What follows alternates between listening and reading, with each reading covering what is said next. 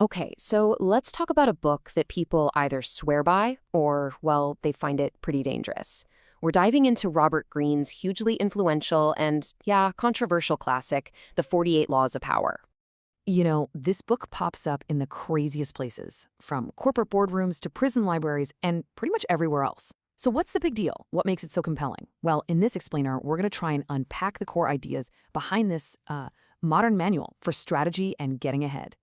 Right from the get-go, Greene hooks you with a really simple but profound idea about being human. You know that feeling of being totally powerless, totally helpless? It's miserable, right?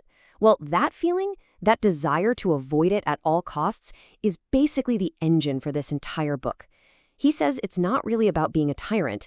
It's about a fundamental, almost primal need to just have some control over your own life. Okay, so to really get these laws, you have to kind of put on a different pair of glasses and see the world the way Robert Greene does. And the central idea he uses, it's a really powerful one. Think about it like this. On the surface, everything's polite. We're all supposed to be decent, play fair. But what's happening just beneath that surface? He argues there are these constant, subtle games of power being played out. Your office, your group of friends, maybe even your family. He says these can all be seen as these modern-day royal courts, complete with their own kings, queens, and schemers. And this whole situation creates what he calls the courtier's dilemma. It's this paradox where you have to look elegant and civil on the outside, but underneath, you're secretly outmaneuvering your rivals just to survive. You can't just be a bull in a china shop. Using brute force is seen as clumsy.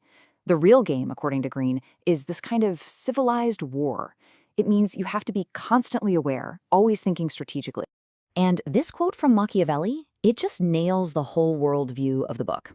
Greene's point is pretty blunt. If you're trying to be the good guy all the time in a world full of people who aren't, you're probably going to get run over. It's cynical for sure. But maybe it's also a little pragmatic. And it's this kind of thinking that sets the stage for all the laws that come next. All right, so now that we have that foundation set, let's actually look at how these laws work in practice. We're going to start with law number 1, and this one is all about being subtle, about deferring to others. Okay, let's dive in. Law number 1. So here it is. Never outshine the master. I mean, it sounds simple, right? But it's also completely the opposite of what most of us are taught, which is, show off your talents if you want to get noticed and move up. And the logic behind this is actually pretty fascinating. It's not about pretending you're not talented. It's about being strategic with how you show it. The idea is if you make your boss, your superior, feel brilliant and secure, they see you as a huge asset. You're on their team. But if your talents make them feel insecure or threatened, suddenly you're not an asset, you're a problem. Greene suggests the real power comes from making others look good, because that ultimately reflects well on you and lifts you up. But look, just when you think, okay, I get it, this book is all about being subtle and playing the long game, Greene just throws a total curveball. He hits you with laws that are the absolute opposite. And it's that dramatic range, that whiplash, that I think makes the book so shocking for a lot of people. So to see what I mean, let's jump ahead to law number 15. This one shows a much, much darker side of the power game. Yeah, crush your enemy totally. No subtlety here, right? The contrast between this and never outshine the master could not be more extreme. This is all about total, overwhelming, decisive action. Greene's reasoning is, well, it's brutal, but it's also crystal clear. He says showing mercy to an enemy can be a fatal mistake.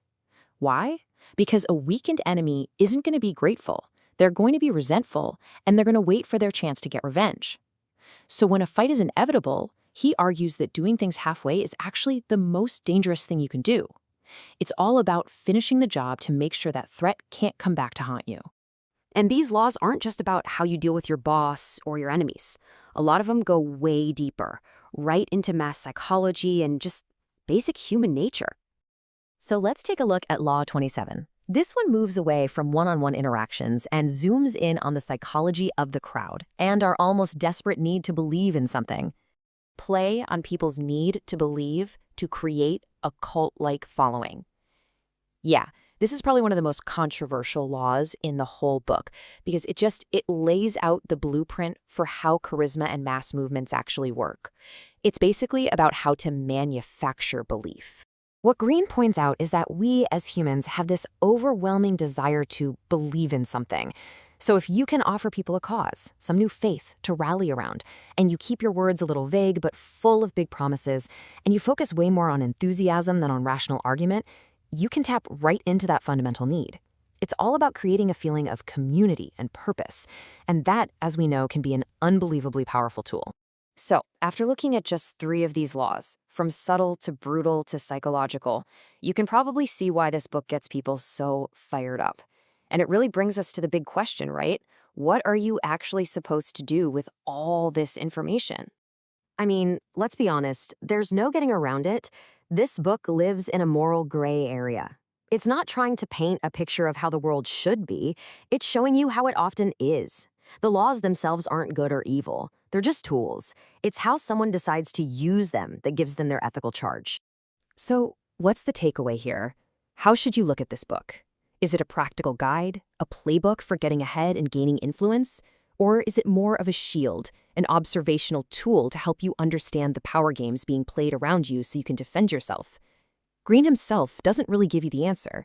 He just lays out the laws and leaves it up to you. And at the end of the day, that's where Green leaves you. He basically lays out the unwritten rules to a game he claims we're all playing, whether we like it or not, whether we even realize it or not. So the final, and I think really provocative question is left for you to answer. In the game of power, are you a player or are you a pawn?